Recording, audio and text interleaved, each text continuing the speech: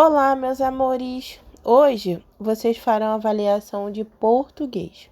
Para isso, eu fiz um vídeo para vocês relembrarem toda a matéria que nós estudamos, tá bom? Então, preste bastante atenção nesse vídeo. Para compreendermos os tipos de predicado que existem na língua portuguesa, temos primeiramente que saber a definição de predicado, tá bom? Predicado é tudo aquilo que se declara acerca do sujeito, ou seja, é tudo que há na frase que não é o sujeito. Meus amores, no livro de vocês tem o predicado verbal e o predicado nominal. Isso vocês já aprenderam e já sabem. Porém, eu vou ensinar para vocês agora também o predicado verbo nominal, tá bom? Então, os tipos de predicado são 3: verbal, nominal e verbo nominal, tá ok? Predicado verbal. Predicado verbal possui obrigatoriamente um verbo, o qual é o núcleo do predicado. O verbo é o núcleo do predicado, ou seja, que demonstra uma ação, tá bom? Então, eu coloquei aí uma frase de predicado verbal. Os alunos estudam todos os dias para o concurso. Observem que na frase que o verbo estudam evidencia uma ação, um ato de estudar e diz respeito ao sujeito, que são os alunos, ao mesmo tempo complementando pelo resto do predicado, todos os dias para o concurso. Porém, como o núcleo do predicado é o verbo estudam, chamamos de predicado verbal. Predicado nominal. No predicado nominal, o núcleo do predicado é um nome, o qual exerce uma função de predicado do sujeito.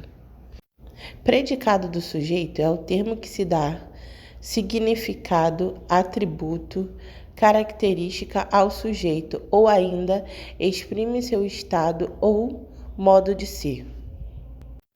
O predicado é conectado ao sujeito, sempre através de um verbo de ligação. Então, vamos ao exemplo de predicado nominal. O vento está forte. Repare que o estado do sujeito é está forte e o núcleo do predicado é forte.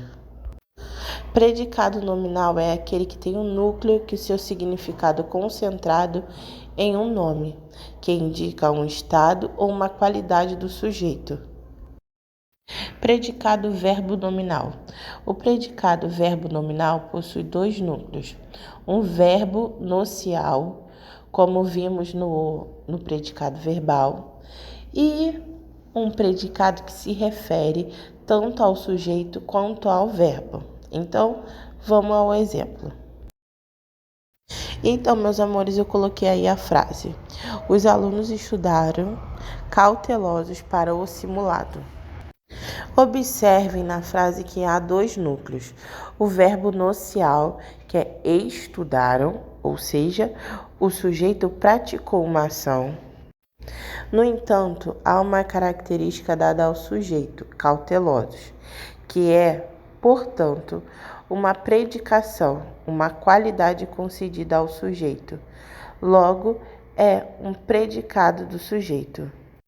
Então, nós poderíamos desdobrar a última oração em 2.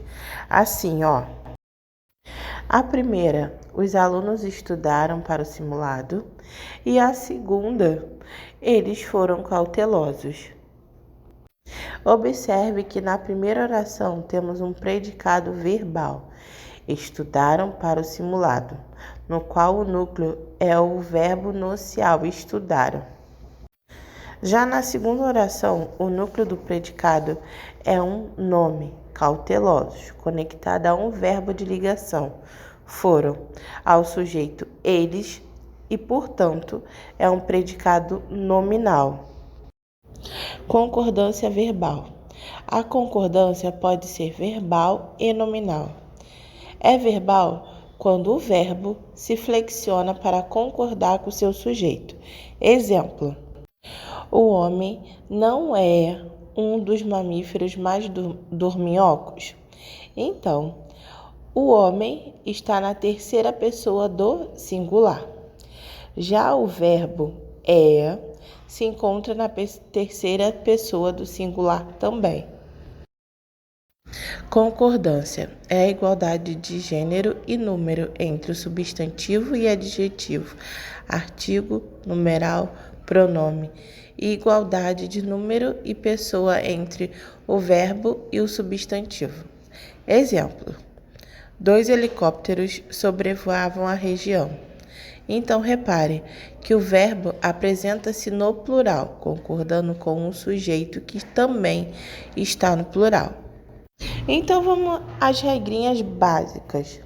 O verbo concordará com o sujeito em número, singular ou plural, e pessoa, primeira, segunda e terceira pessoa, mesmo que este venha deslocado. Por exemplo, nós nunca discordamos de você. Então, nós está na primeira pessoa do plural. Já o verbo também vai estar na primeira pessoa do plural. Outro exemplo: sumia na estrada poeirenta a última boiada da fazenda. Então, repare que o sumia é o verbo que está lá na frente da frase.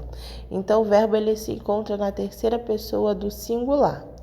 Já o boiada é o sujeito da frase, que também está na terceira pessoa do singular. Concordância do verbo com o sujeito composto.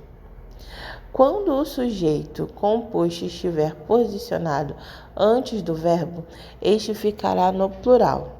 Exemplo: o ônibus e o caminhão deslizaram na pista. Então, repare, o sujeito é composto, o ônibus e o caminhão, certo? Então, logo, o verbo também ficará no plural, tá? Observação: o verbo pode ficar no singular, principalmente em 2 casos. Quando os núcleos forem sinônimos, tá? Que eles tiverem o mesmo significado, e quando formam uma enumeração gradativa. Então, exemplo: a paz e a tranquilidade reinava naquele lugar. Outro exemplo: a angústia, a inquietação, o desespero o dominou. Quando o sujeito composto estiver depois do verbo, este poderá concordar com o mais próximo ou ficará no plural. Exemplo: foi ao parque de diversão o filho, a mãe e o pai. Então, o foi, ele vai estar na terceira pessoa do singular, tá bom? Concordando com o filho.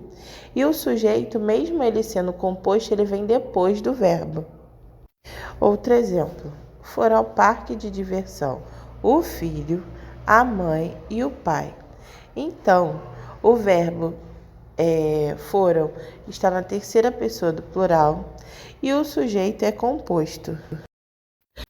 Depois de vocês terem relembrado todo esse conteúdo comigo, vocês farão avaliação, tá bom? Lembre-se, muito capricho e muita atenção. Prova deve ser feita à caneta azul ou preta. Beijos e até o próximo vídeo.